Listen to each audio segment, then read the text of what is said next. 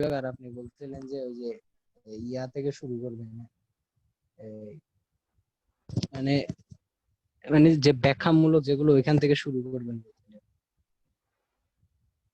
Theoretical যেগুলো ওইখান থেকে মানে বলছিলেন যে নিজে পড়ে আসতে তারপর আপনি শুরু করবেন। আচ্ছা, আমি কালকে যেটা দেখাইছিলাম সেটা হচ্ছে যে আমাদের স্ট্যাটিক ওয়েবসাইট কাকে বলে এবং ডাইনামিক ওয়েবসাইট কাকে বলে, ঠিক আছে? এবং আমি বলছিলাম যে ডাইনামিক এবং স্ট্যাটিক দোনো জায়গায় কোনো একটা ওয়েবসাইটে আমরা ডিজাইন করলে সেখানে আমরা স্টাইল শিট ব্যবহার করে থাকি, হ্যাঁ, ক্যাসকেডিং স্টাইল শিট বা সিএসএস।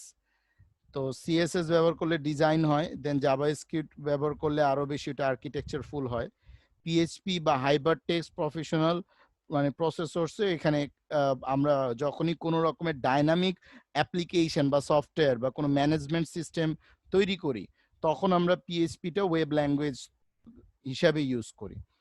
এএসপিটাও এক ধরনের অ্যাক্টিভ সার্ভার পেজেস এএসপি আমরা ইউজ করে থাকি, যেটা হচ্ছে সব করে ওয়েব পেজে আমরা ইউজ করার জন্য, ওয়েব পেজটাকে আরো বেশি ইউজেবল এবং ইউজার ফ্রেন্ডলি করার জন্য আমরা অ্যাকচুয়ালি ব্যবহার করে থাকি। আচ্ছা, এবার ওয়েবসাইটের কিছু শ্রেণী বিভাগ আছে। দেখো, আর্কাইভ সাইট বলতে আমরা বুঝি যেই সাইটের মধ্যে আসলে গুরুত্বপূর্ণ তথ্যাদি থাকে, ফোল্ডারের ভিতর ফোল্ডার, ফোল্ডারের ভিতর ফোল্ডার, এরকম ভাবে। বিজনেস সাইট বলতে আমরা স্যার এটা দেখা কি যায় আর্কাইভ সাইট হবে নাকি আর্চিভ হবে? আর্কাইভ হবে, উচ্চারণটা হবে আর্কাইভ, বুঝছো? এই দেন বিজনেস সাইট কোনগুলা, যেমন ধরো যে যদি আমরা কোনো ই কমার্সের সাইট ধরি, হ্যাঁ, বিক্রয়.com অথবা বলতে পারো দারাজ.com, এগুলো হচ্ছে বিজনেস সাইট। হ্যাঁ, এগুলা কি ই কমার্স সাইটও বলে, বাট আগে এগুলো অ্যাকচুয়ালি ই কমার্স সাইট না হয়ে বিজনেস সাইট হিসাবে আমরা ব্যবহার করতাম বিভিন্ন ব্যবসার প্রচার বা ব্যবসায়িক সেবা দানের উদ্দেশ্যে যেগুলো ব্যবহার করা হয়, বা যে কোনো ধরনের ব্যবসা প্রতিষ্ঠান হইতে পারে, ওটা রিয়েল এস্টেট হইতে পারে, ওইটা হসপিটাল হইতে পারে, সেটা স্কুল, হ্যাঁ, সব কয়টার যে সাইটগুলো থাকে সেগুলোকে আমরা বলি বিজনেস সাইট। সাইট মানে কি, ওই যে ডোমেন দিয়ে আমরা সার্চ করি, লাইক www ডট ধরো যে বিক্রয়.com বা দারাজ.com, এগুলো হচ্ছে কি ডোমেইন, এগুলোকে কি বলা হয়, ডোমেইন, বা এগুলোকে বলা ইউআরএল। আমি যখন এই যে দেখতে পাচ্ছ এটা হচ্ছে কি HTTPS-টা হচ্ছে কি প্রোটোকল, এই HTTPS-টা হচ্ছে কি এরটুক হচ্ছে কি প্রোটোকল, ঠিক আছে, এরটুক হচ্ছে কি ডোমেইন, ঠিক আছে, আর এরটুক হচ্ছে কি ফাইল নেম। কি বললাম, আমি যেইখানেই যাই, ধরো যদি আমি এখানে আসি, এটা কি প্রোটোকল, এটা কি ডোমেইন নেম, এরপরে যদি কোনো ফাইল নেম থাকে তাহলে ফাইল নেম থাকতে পারে। কথা কি বুঝতে পারছো? হ্যাঁ স্যার। ওকে, কমিউনিটি সাইট মানে হচ্ছে যে আমরা যেগুলো ইউজ করি, লাইক হচ্ছে তোমার সোশ্যাল সাইট যেগুলো আর কি, হ্যাঁ, লাইক কি ফেসবুক বা টুইটার, হোয়াটসঅ্যাপ, এগুলো হচ্ছে। চিস্তি শুনতে পাচ্ছ আমার কথা? আচ্ছা, ডেটাবেস সাইট হচ্ছে কি, যে আমরা যদি কোনো সাইটে ডেটা রাখি, সেটা হচ্ছে আমাদের ডেটাবেস স্যার সাইট। হ্যাঁ বলো। স্যার, ওর তো মনে হয় মাইকটা নাই। মাইকটা নাই কেন, আমি এটি তো বুঝলাম না। স্যার এটা তো আমারও দেখে আশ্চর্য লাগলো যে ওর মাইক নাই কিভাবে, ও যদি মোবাইলে করে মোবাইলেও তো মাইক থাকার কথা। সেটাই। আচ্ছা, ও আসুক, সমস্যা নাই, ক্লাস তো আমি আবার আপ করে দিব। দেন কমিউনিটি সাইট হচ্ছে যেসব সাইট তৈরি করার জন্য আমার ফেসবুক, এগুলো। ডেটাবেস সাইট কি, যেই সাইটে অ্যাকচুয়ালি আমরা ডেটা রাখি, কন্টেন্ট, যেমন হচ্ছে গুগল ড্রাইভ, হ্যাঁ, এগুলো হচ্ছে ডেটাবেস সাইট, গুগল ড্রাইভে আমরা যেরকম রাখি। ডেভেলপমেন্ট সাইট কি, সফটওয়্যার উন্নয়ন বা ওয়েব ডিজাইন সম্পৃক্ত যেই রিসোর্সফুল তথ্য সমৃদ্ধ যে সাইটগুলো থাকে সেগুলো হচ্ছে ডেভেলপমেন্ট সাইট। যেমন হচ্ছে তুমি লাইক গুগল অ্যাপ্লিকেশন, গুগলের একটা ইয়ে আছে, এই যে এখানে গেলে এখানে দেখবা যে গুগলের একটা অ্যাপস আছে যেটা দিয়ে তুমি কি করতে পারো, গুগলের সাইট তৈরি করতে পারো, গুগল সাইট নামে। কথা বুঝছো না বুঝো নাই? তুমি তোমার সাইট তৈরি করতে পারবা।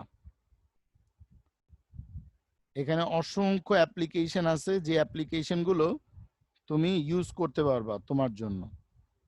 এই যে ট্রান্সলেটের একটা সাইট আছে, then maps, music, Chrome, playlist, connected home,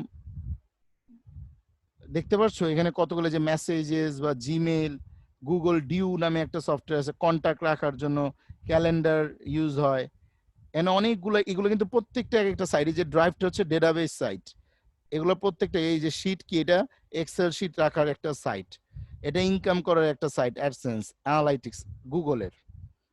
so এইগুলোর গুগলের সব হচ্ছে এক একটা অ্যাপ্লিকেশন বা এক একটা সাইট, কিন্তু এক একটার কি এক এক রকমের কার্যক্রম। তুমি কি বুঝতে পারছো? হ্যাঁ স্যার। আচ্ছা, ডিরেক্টরি সাইট মানে ওই যে কন্টাক্ট সাইটটা দেখলা না, যেখানে তুমি নাম রাখো, সেটা হচ্ছে ডিরেক্টরি সাইট। ডাউনলোড সাইট মানে কি, তুমি ধরো যে কোনো জায়গায় সফটওয়্যার কোম্পানি, ধরো মাইক্রোসফট.com, ওখানে গিয়ে তুমি দেখলা যে হিউজ পরিমাণ অপারেটিং সিস্টেম আছে, তুমি ইচ্ছা করলে অপারেটিং সিস্টেমগুলো কি করতে পারো, ডাউনলোড করে নিতে পারো। কথা বুঝতে পারছো? এটা হচ্ছে ডাউনলোড সাইট। গেম সাইট মানে কি, এরকম অসংখ্য সাইট আছে যেখান থেকে তুমি গেম ইনস্টল দিতে পারো, এবং তুমি অনেক অ্যাপসও পাবা যেগুলো দিয়ে তুমি গেম খেলতে পারো। ঠিক আছে। ইনফরমেশন সাইট হচ্ছে যেই সাইটগুলো থেকে আমরা ইনফরমেশন নিই, লাইক কি google.com, ঠিক আছে, বা yahoo.com। নিউজ সাইট বলতে যতগুলো নিউজ পোর্টাল আছে, যেমন হচ্ছে আমাদের বিডি জবস এর নিউজ পোর্টাল আছে, প্রথম আলো.com আছে, তাই না, ডেইলিস্টার.com আছে, এগুলো কি নিউজ সাইট। সো এই সাইটের শ্রেণী বিভাগগুলো পরীক্ষায় আসতে পারে, যে কয়েকটা সাইটের শ্রেণী লিখো। এইচটিটিপিএস মানে হচ্ছে হাইপার টেক্সট ট্রান্সফার প্রোটোকল, যে একটা সাইট থেকে আরেকটা সাইটে আমরা যখন কোনো ডেটা ট্রান্সফার করতে চাবো, ওই ডেটা ট্রান্সফার করার জন্য যেই সার্ভার বা ব্রাউজারের সংযোগ তৈরি করা হয়, সেটা হচ্ছে কি এইচটিটিপিএস। কথা কি বুঝতে পারছো? এইচটিটিপিএস এর মূল কাজ হচ্ছে সার্ভারের সাথে ব্রাউজারের কি তৈরি করা, সংযোগ তৈরি করা। Got the point? যেমন HTTP request and response.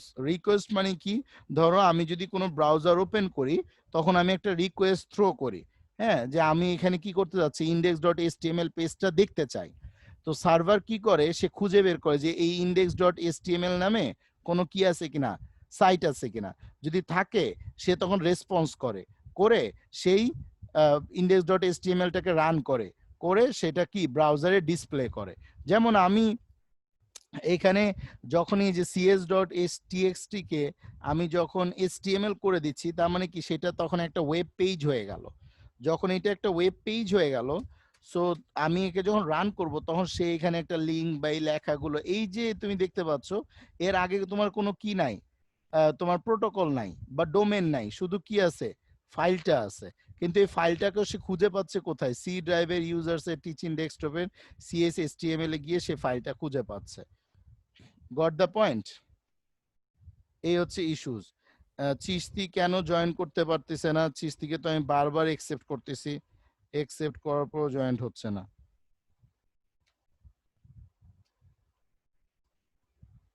Sir ও তো জয়েন করে করে লিভ নিচ্ছে। হ্যাঁ,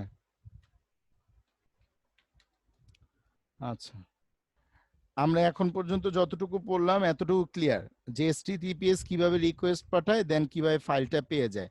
পরীক্ষা হলে এইচটিটিপিএসটা কিভাবে হয়, হোয়াট ইজ এইচটিটিপিএস, এটার কাজটা আসে। ওয়েব কিভাবে কাজ করে, ঠিক আছে।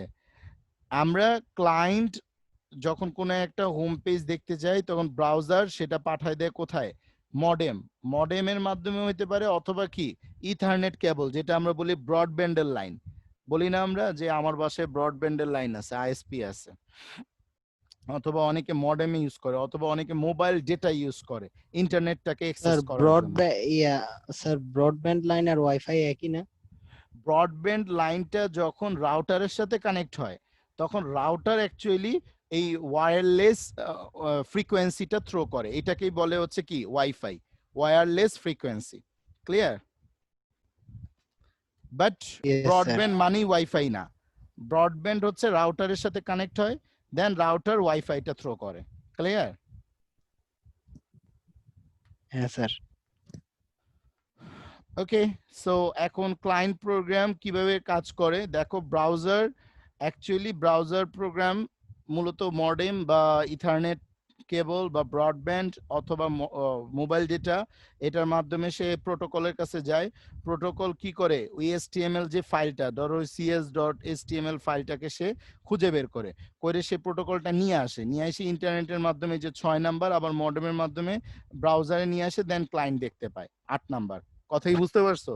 এই যে 1 2 3 4 5 6 7 8 দিয়ে পুরো ফ্লো চার্টটা এখানে দেয়া আছে। একটু বুঝছো? হ্যাঁ স্যার। এফটিপি মানে হচ্ছে ফাইল ট্রান্সফার। ধরো আমি কোনো ফাইল, অথবা আমি ধরো কোনো ধরনের ওয়ার্ড ফাইল বা মাইক্রোসফট এক্সেল ফাইল, এগুলো আমি ধরো আপ করব।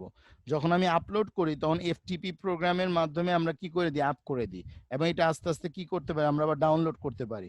সো এটা 2 রকমের এক্সেস আছে সার্ভারে, এই এফটিপি এক্সেস। একটা হচ্ছে প্রাইভেট এক্সেস, একটা হচ্ছে কি পাবলিক এক্সেস। ক্লায়েন্ট কম্পিউটার বলতে বোঝায় আমরা যে পিসি গুলো ইউজ করি সেগুলো ক্লায়েন্ট, বাট আমরা যে www.google.com সার্চ করতেছি, ওই google.com এর ডেটাগুলো যেই সার্ভারে আছে, ওইটা আছে ইউএসএ তে। তো ইউএস এর ওই সার্ভারটাকে বলা হয় হচ্ছে ওয়েব সার্ভার, আর আমাদেরকে বলা হয় clients computer. Clear? IP address কি? আইপির পূর্ণরূপ হচ্ছে ইন্টারনেট প্রোটোকল। কি? Internet protocol. তো আইপি অ্যাড্রেস মানে হচ্ছে, ধরো আমি এই যে 1992.168.125, এটা হচ্ছে একটা আইপি অ্যাড্রেস। আইপি অ্যাড্রেস মূলত হয় হচ্ছে 32 বিটের। যদি সেটা IP4 হয় তাহলে ওটা হয় হচ্ছে কত, 32 বিটের। আর যদি ওটা IP6 হয় তাহলে হয় হচ্ছে 128 বিটের। সো আমরা যেহেতু থার্ড ওয়ার্ল্ড কান্ট্রি, আমরা অ্যাকচুয়ালি IP4টা ইউজ করে থাকি। ঠিক আছে? এখন এই IP4 এর মানে হচ্ছে 32 বিট। 32 বিট মানে হচ্ছে এটা একটা আইপি অ্যাড্রেস। এইখানে 192 বলা আছে, এখানে শুরু হয় অ্যাকচুয়ালি 200 থেকে 255 পর্যন্ত। কথাই বুঝতে পারছো? 255, এরপর হচ্ছে কত ডট, আবার 0 থেকে কত 255, এইভাবে। আর আইপি অ্যাড্রেস কি প্রত্যেক ডিভাইসে আলাদা না? হ্যাঁ, প্রত্যেক ডিভাইসে আলাদা আলাদা, এবং এটা সর্বোচ্চ হচ্ছে 0, মানে প্রথমটা হচ্ছে 0.0.0, মানে 0-র 8 বিট, এই 0-র 8 বিট, এই 0-র 8 বিট, এই 0-র 8 বিট, টোটাল হবে 32 বিট, 4টা 32 বিট। আর এইখানে তাহলে আইপি অ্যাড্রেস কি চেঞ্জ করা যায় নাকি ফিক্সড? না, আইপি অ্যাড্রেস চেঞ্জ করা যায়, এটা মাইক্রোটিক দিয়ে চেঞ্জ করা যায়। ঠিক আছে? বাট আমরা হচ্ছে আইপি অ্যাড্রেসের ক্যাটাগরি আছে, হ্যাঁ, মোট 5টা ক্যাটাগরি আছে। দেখি আমরা যদি সামনে পাই আমি তোমাদেরকে বুঝাই বলবো। এই 5টা ক্যাটাগরির মধ্যে আমরা পড়ছি সি ক্যাটাগরিতে। আমরা কোন ক্যাটাগরিতে পড়ছি? C category. এবং এই আইপি অ্যাড্রেস গুলোর মাধ্যমে আমরা ইন্টারনেট ইউজ করি। তো এই সি ক্যাটাগরির শুরুটা হয় 192 থেকে। কত থেকে? 192 থেকে এটা চলে হচ্ছে কত, 214 পর্যন্ত। বুঝছো না বুঝো নাই? 192 থেকে 214, প্রথম যে মানটা আছে তো 0 থেকে 255, তো 192 থেকে 214 পর্যন্ত হচ্ছে সি, আর আমরা পড়ি হচ্ছে সি ক্যাটাগরিতে। ক্লিয়ার? এই যে এখানে লেখা আছে 4টি অংশে বিভক্ত 32 বিটের একটি নাম্বার। আপাতত এতটুকু মনে রাখো। সো আমরা এই নাম্বার মনে রাখার সহজ না বিধায় আমরা ডোমেইন নেম ব্যবহার করে থাকি ইন্টারনেটে। যেমন google.com এর একটা আইপি অ্যাড্রেস আছে, yahoo.com এর একটা আছে, facebook.com এর একটা আছে, তাই না? youtube.com এর একটা আছে। তো এইভাবে আইপি অ্যাড্রেস তো মনে রাখা সম্ভব না, এই জন্য ডোমেইন নাম দিয়ে মনে রাখা সহজ বিধায় ডোমেইন নামটা ইউজ করা হয়। ইউআরএলটা কি? ইউআরএলটা অ্যাকচুয়ালি ইউনিভার্সাল বা ইউনিফর্ম রিসোর্স লোকেটর, মানে আমি এইটাকে খুঁজে পাওয়ার জন্য যেটা ইউজ করি পুরোটাকে বলা হয় ইউআরএল। ইউআরএল এর 3টা অংশ থাকে, এই যে এই পুরোটাকে বলা ইউআরএল। এটা এই প্রথম অংশটাকে বলে প্রোটোকল, এই অংশটাকে বলে ডোমেইন বা আইপি অ্যাড্রেস, এই অংশটাকে বলে ফাইল। এই যে ইউআরএল এর এখানে বলেই দিছে যে এখানে প্রথম অংশটা হচ্ছে ওয়েব পেজে যে প্রোটোকল, এখানে প্রথমটা কি প্রোটোকল। ঠিক আছে? হাইপার টেক্সট ট্রান্সফার, এটা হচ্ছে ওয়েব পেজের এক জায়গা থেকে অন্য জায়গায় পাঠানোর প্রোটোকল। দ্বিতীয় অংশটা হচ্ছে ডোমেন নেম। ঠিক আছে? আর এটা ওয়েব ব্রাউজারদের সাইট থেকে খুঁজে পেতে সহযোগিতা করে অ্যাড্রেস যে অংশ, তো ও এখানে লিখে দিছে এই যে এটা প্রোটোকল, আর এটা কি ওয়েব পেজ। আর এখানে co.uk এগুলো হইতেছে গিয়ে কি আমার এক্সটেনশন, যেটা .com হবে নাকি কি হবে। তো প্রোটোকলটা কি, ডোমেন নেম কি, www-টা কি, হোস্ট কি। এই যে সাইটটা, এই যে এই স্যার তাহলে এখানে এই যে কি বললেন জানেন একটু আগে দিয়ে, এটার নামটা কি? ডোমেন নেম, না, ডোমেইন নেমের পর একটা প্রোটোকল। হ্যাঁ, ও ইউআরএল স্যার, ইউআরএল, হ্যাঁ এখানে ইউআরএল, পুরোটা ইউআরএল ইউআরএল, কোনটা?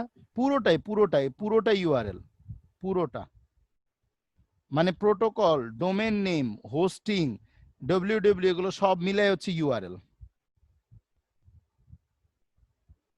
ইউআরএল পূর্ণরূপ হচ্ছে ইউনিফর্ম বা ইউনিভার্সাল রিসোর্স লোকেটর, মানে পুরো পৃথিবী থেকে সাইটকে লোকেট করার জন্য যেটা রিসোর্স সেটা হচ্ছে ইউআরএল, খুঁজে পাওয়ার জন্য যেটা ব্যবহার হয় সেটা ইউআরএল। বুঝছো? হ্যাঁ স্যার। আর আমরা যে ডোমেন নেম দিয়ে সার্চ করি, এই যে যেমন এইটা একটা ডোমেন নেম দিয়ে আমরা সার্চ করছি, তাই না? এই ডোমেনটাকে বলা হয় ডিএনএস, মানে কি ডোমেন নেম সিস্টেম। কি বলা হয়? Domain name system.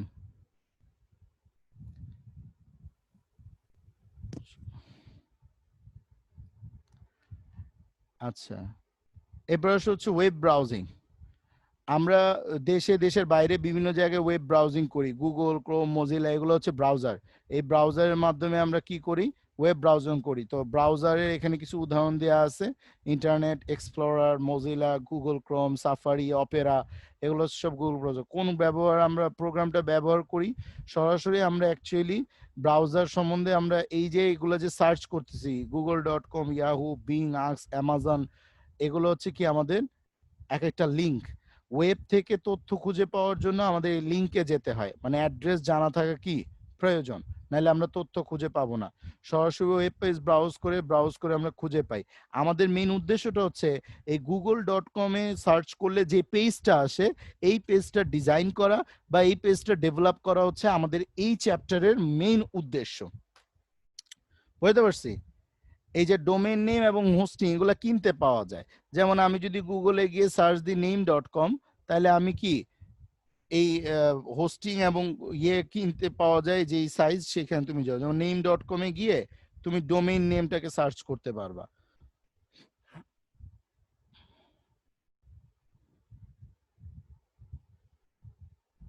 তুমি স্ক্রিন দেখতে পাচ্ছ? হ্যাঁ স্যার, দেখতে পাচ্ছি। এই যে ডোমেইনসে যাও, এই ডোমেইনসে গেলে তুমি যে কোনো ডোমেইন সার্চ দাও। ধরো তুমি দিলে হচ্ছে sarar.com,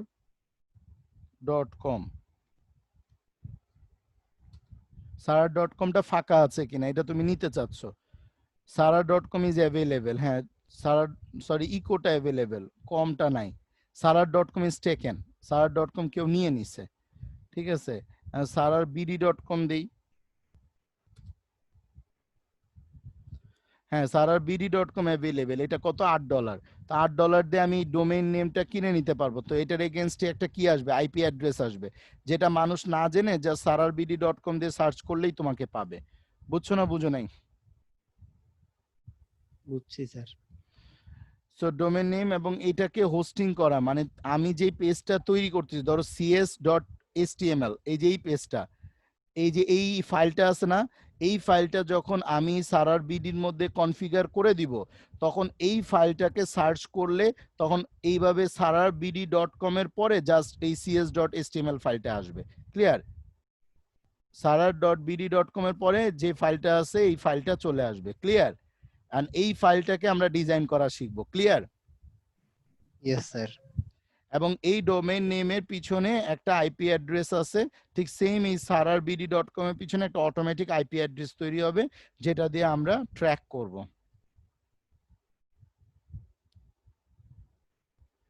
আচ্ছা, এইখানে এই .gov.bd, হ্যাঁ, এখানে এই .govটাকে আমরা বলি টপ লেভেল ডোমেইন, টিএলডি, আর .bdটাকে আমরা বলি country code top level domain, মানে যেই কান্ট্রির যেই রকম ডোমেইন ইউজ করা হয়। ক্লিয়ার? এবং এই যে ঢাকা বোর্ড, এটাকে আমরা বলি কি সেকেন্ড লেভেল ডোমেইন, মানে এসএলডি। ক্লিয়ার? আর এটা হচ্ছে কি হোস্ট নেম বা থার্ড লেভেল ডোমেইন, এই যেই প্রোটোকলটা ইউজ করা হয় এসটিটিপি। সুতরাং তোমার এখানে এটা প্রোটোকল, এটা হচ্ছে কি হোস্ট নেম, এটা হচ্ছে কি সেকেন্ড লেভেল ডোমেইন, এটা হচ্ছে টপ লেভেল ডোমেইন, এটা কান্ট্রি কোড। মনে থাকবে? Yes sir.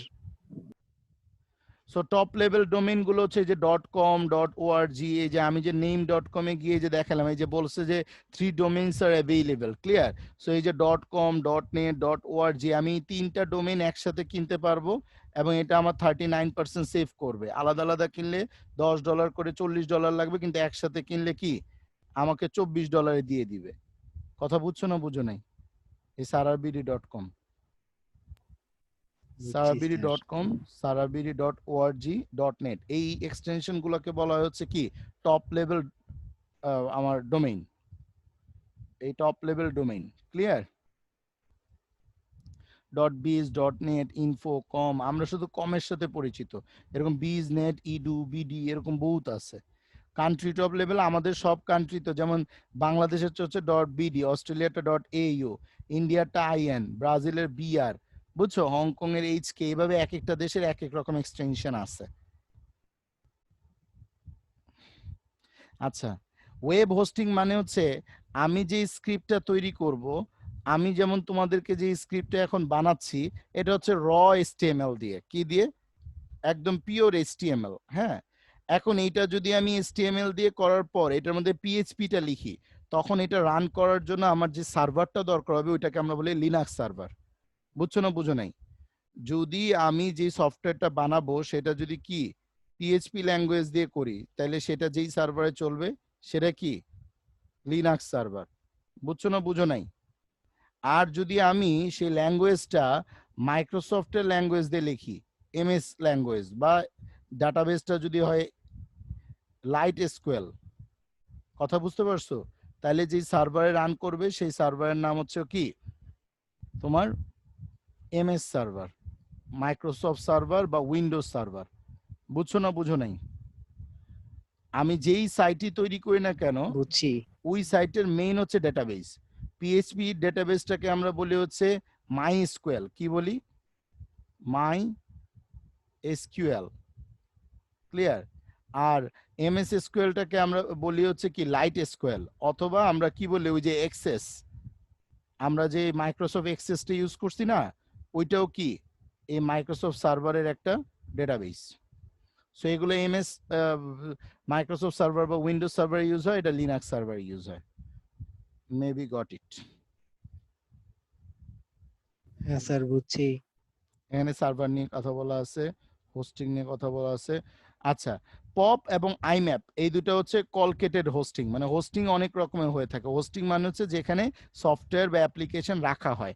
হ্যাঁ, বা আমাদের নর্মাল ভাষায় বলতে পারো হচ্ছে তোমার একটা বাড়ি আছে, তো বাড়িটা হচ্ছে কি সফটওয়্যার বা ওয়েব পেজ।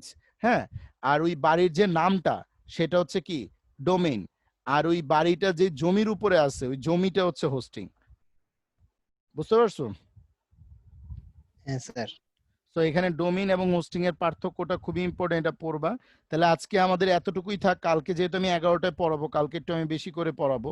ঠিক আছে, 11টা থেকে দরকার হলে 12টা 12:30 পর্যন্ত পড়াবো, একদম জোর পর্যন্ত, যেহেতু আমাদের কভার দেওয়া লাগবে।